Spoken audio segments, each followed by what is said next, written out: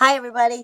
I am Lady Stars on Fire. My real name is Michelle Espinosa, and this is the weekly healing messages for December 26th through January 1st. So it's the last healing messages video for 2017 and entering into 2018. Now, before I go any further, I did make a video for the beginning of 2018 for those incoming energies. And you can go back and watch it on my YouTube channel, or you could go on to my Facebook page and locate it there if you scroll down the page for a while. If you did not see it and you're interested in that information, by all means, please go back and look it up. Now, as I move into this week, I'm going to remind you first off of some information that I gave last week. We were told by Spirit we were going to be dealing with some imbalances within the lower three chakras. However, that also means all the chakras. Because I'm shown a snake that's going like this, basically. And I'm shown like a pebble, basically for the root chakra. And everything's trying to balance. Now, I don't have time to go into it all right now, but you can go back to my Facebook page again, because this week is dealing with a lot of static energy, a lot of residual energy, a lot of imbalances to start to make into a new alignment for as we enter the new year, starting with the root chakra, as well as those other two chakras. It's all your chakras in general, but it's realigning them with a soulful way, jumping out of the third dimension and starting to align them into those higher dimensions, so that once we look at it, even in the third dimension, the original chakras, we start viewing them from an outer third dimension. We start to realize that pebble is just fine to still balance, because you're no longer just a third dimensional being, okay? Which allows that residual energy to fall away, those blockages to fall away, the static energy to fall away. However, you can go back to my my Facebook page, where I have information posted about feather dusting, the residual energy, as well as these chakras, and helping rebase that root chakra from a different point of view. This has to do with security and survival. We don't see things the way we should see them on a higher dimensional being, because we still have some of that third dimensional being within us. We are more than a one-dimensional being. We are more than a third dimensional being. When we start realizing that and we really start working in that level, we're coming into our lightning. We're coming into, like I always say, you got lightning, because once we start moving into those higher dimensions, we find out just how powerful we are. We start to realize that there are no obstacles other than the ones we created by the lack of our understanding and information from being in that third dimension. Now, well, I had it flipped over. Before I came back, I was also given a spirit guide for the week, which is the gnat.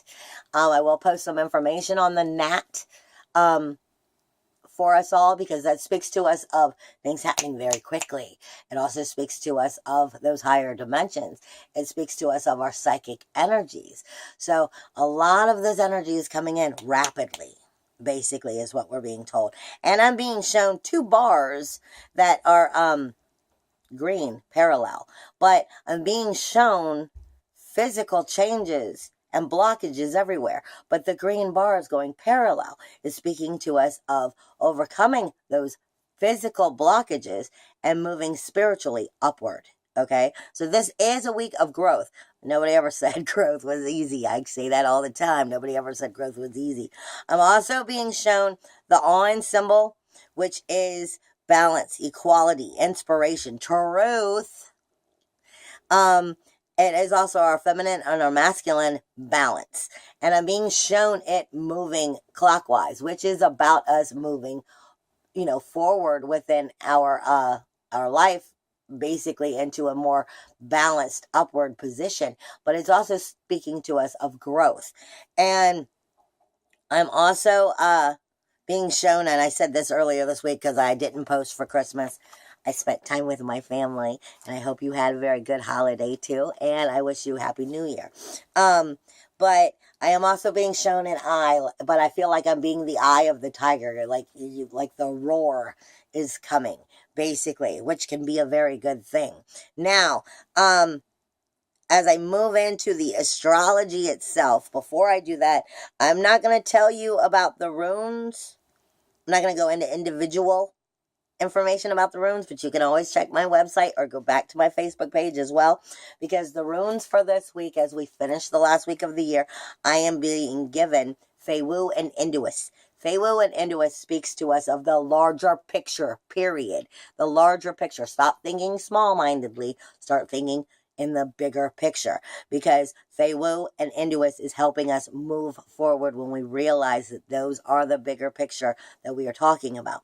However, on the smaller picture, you will be seeing Tawaz energy right now.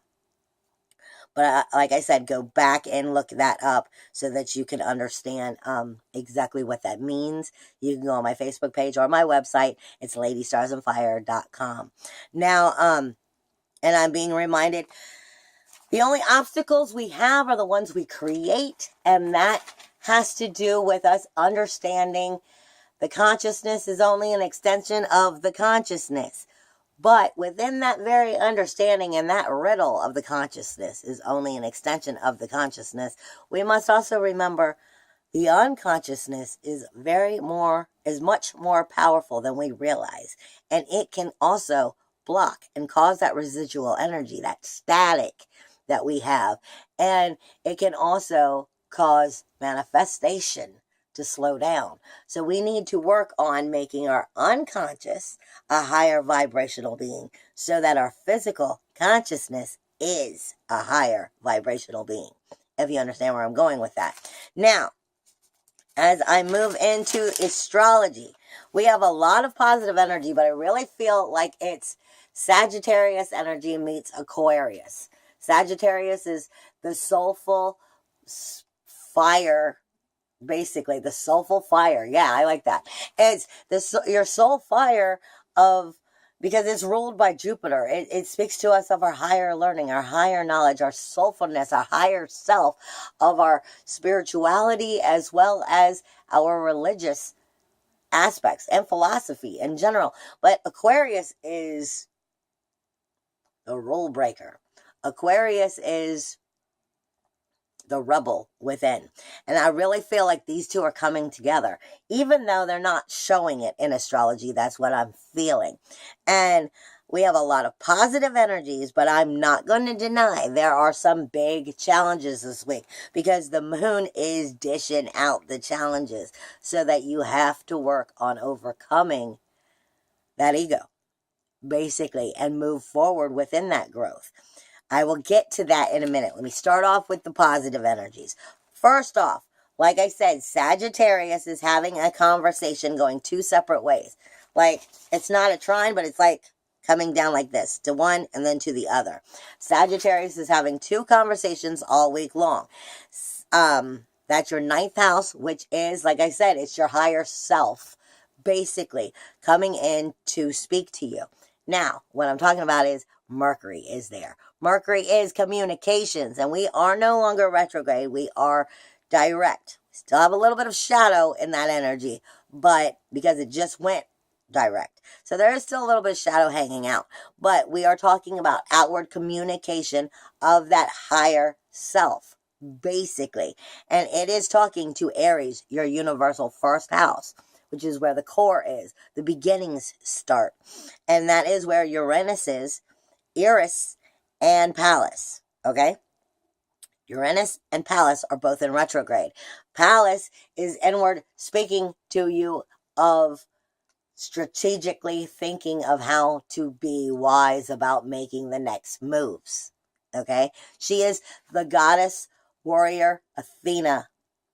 Basically, she's the warrior goddess Athena, known for being the wise, okay? And she is speaking also with Uranus, which is our independence, our individuality, our uniqueness, our freedom, our inventive nature. And in retrograde, Uranus is talking to you about what it is that you are not being forthcoming of about these energies? How are you not bringing them up and out of you? How are you not experiencing them? How are you not getting that freedom? How is it that you're not being your individual? How are you not showing your individuality? How are you not being inventive of who that is? Okay, and that's in your core energy right now, which is where the beginnings start. And it's talking to Mercury in your higher self energy of how we can bring this forward. This is a positive energy, but you've got Eris there.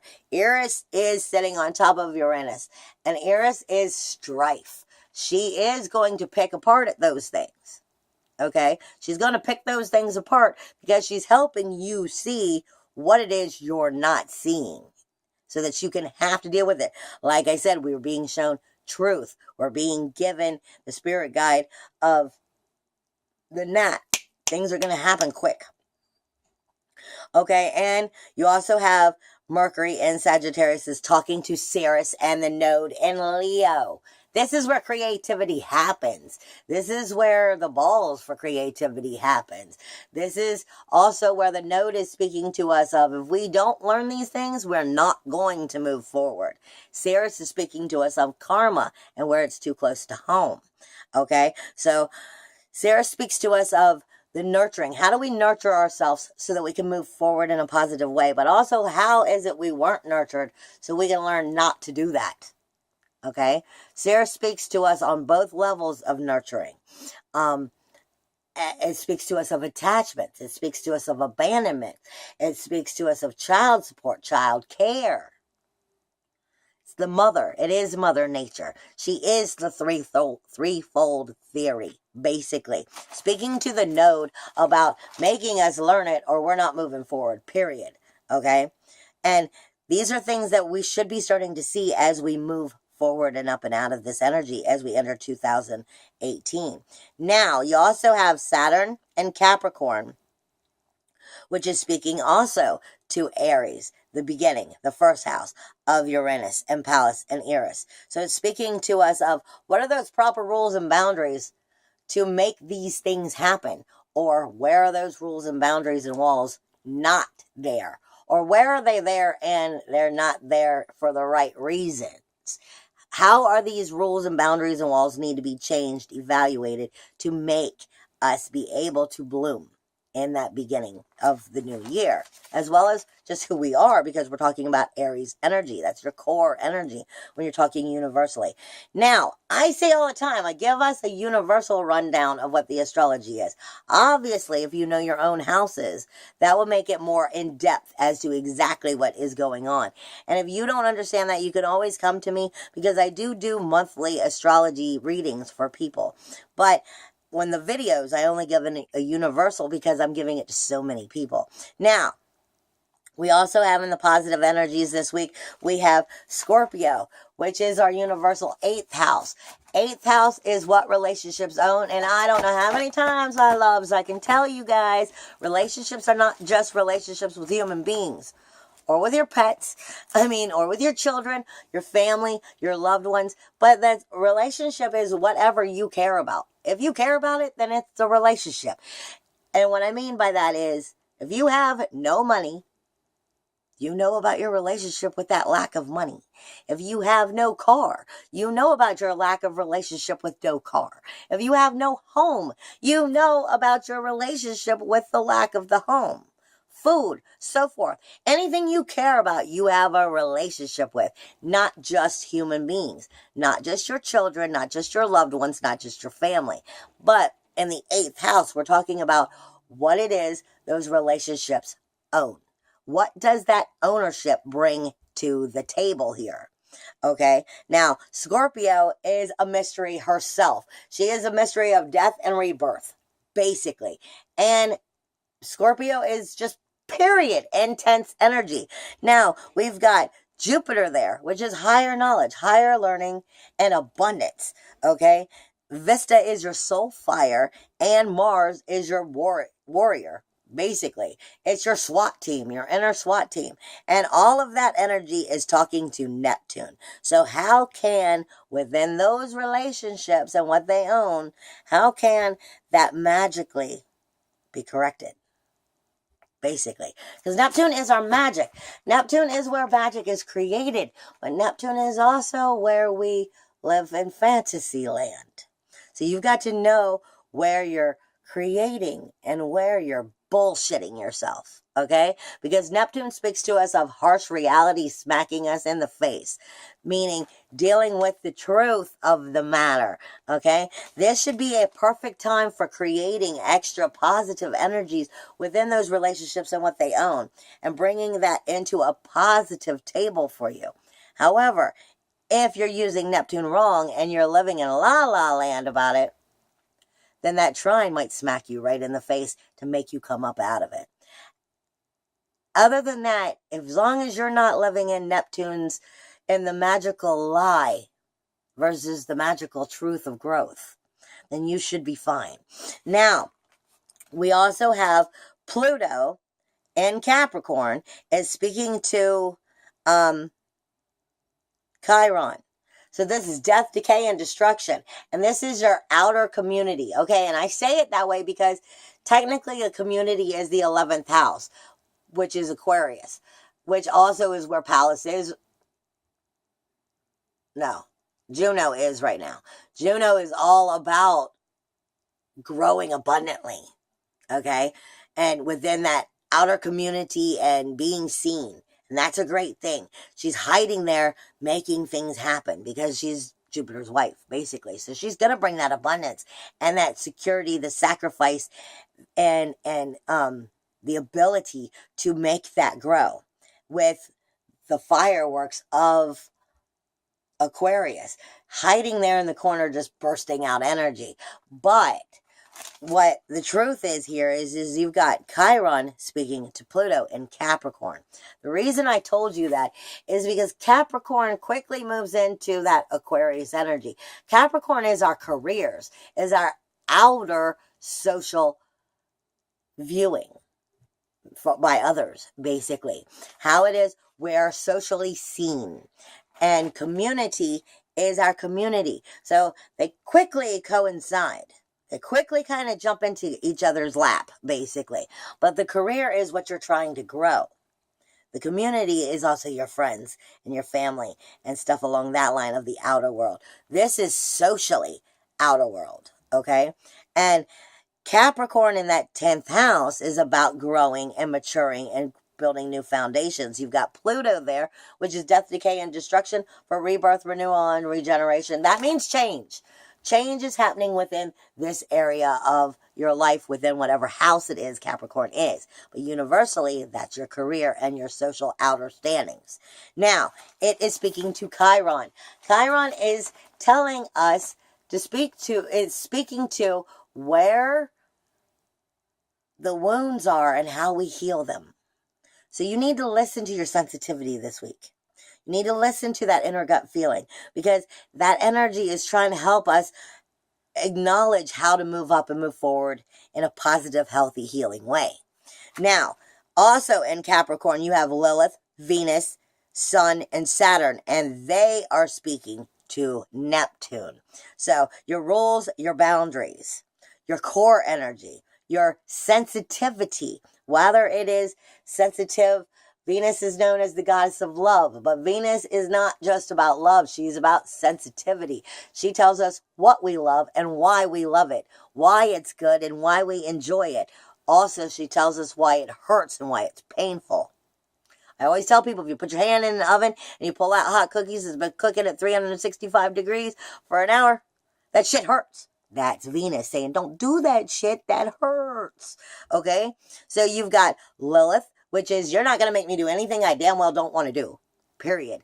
That energy is sitting with Venus and your sensitivity and the sun, how to make yourself be seen, the shine and the core of who and what you are, and Saturn of the rules and boundaries, how to set them, how to change them and correct them, is speaking to Neptune. This is full-on magic of being able to create that energy and new healthy healing ways.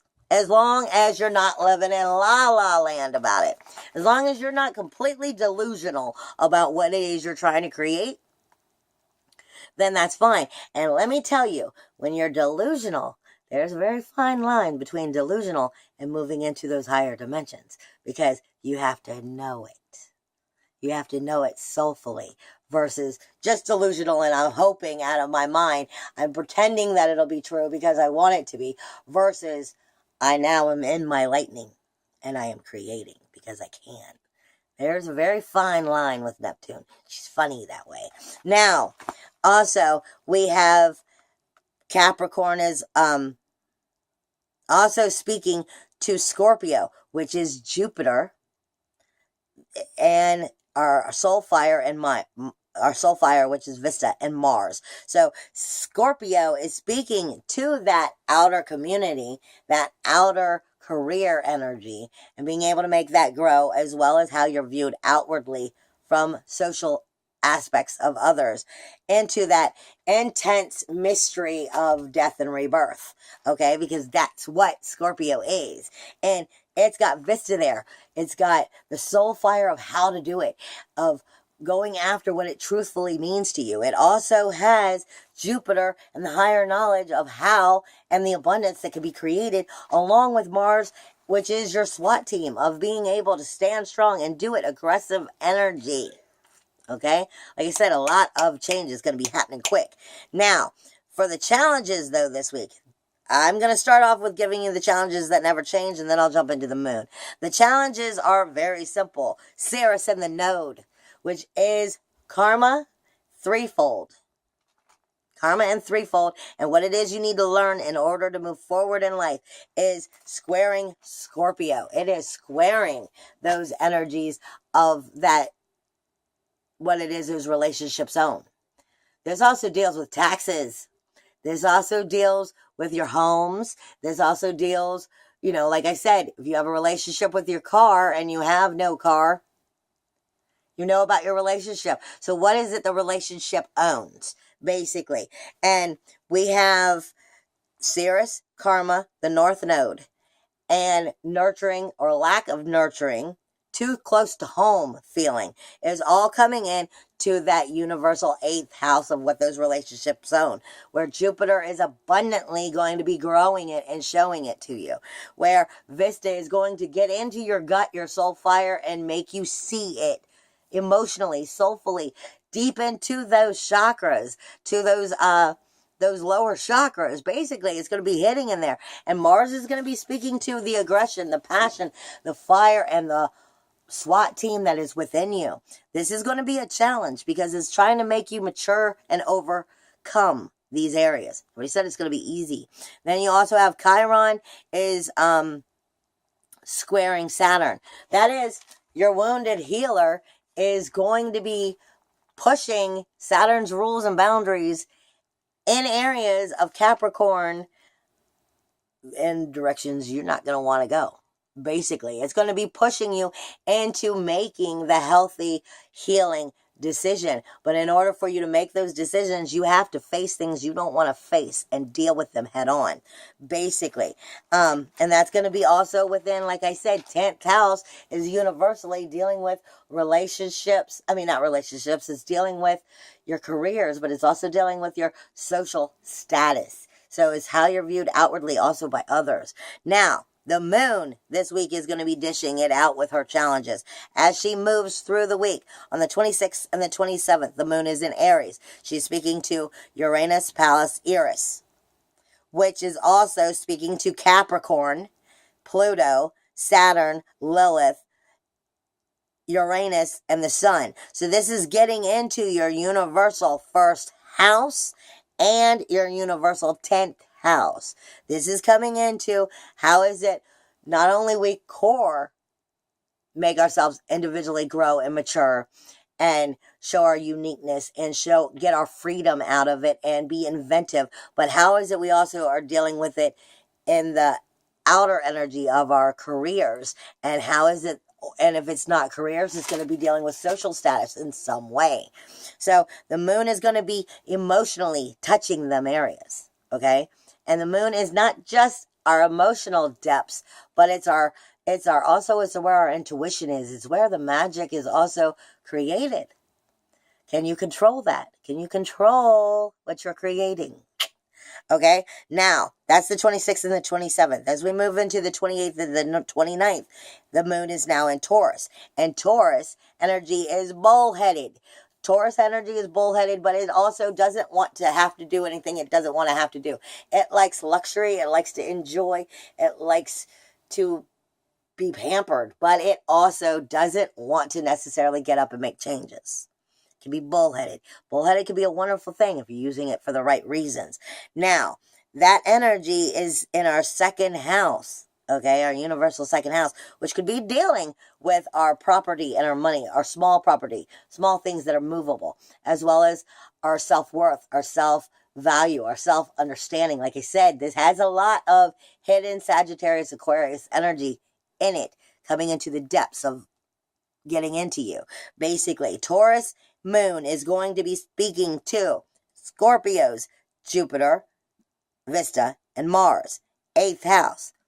This, again, Scorpio is the intense mystery of birth and death and rebirth. Okay?